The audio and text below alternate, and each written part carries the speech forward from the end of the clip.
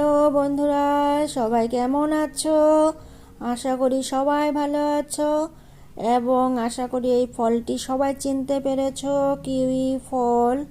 শুনেছি এই ফলের বলে ভীষণ উপকার, vitamin C, fibre, antioxidant, vitamin A, B, C সব কিছুই আছে। পটাশিয়াম, ক্যালসিয়াম, লোহা এবং ম্যাগনেসিয়ামের মতন উপাদান রয়েছে এই ফলটিতে। কে কে তোমরা খেতে পছন্দ করো, ভালোবাসো?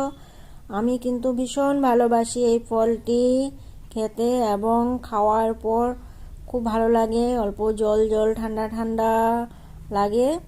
দেখো এই ফলটি কি সুন্দর একটি ফল।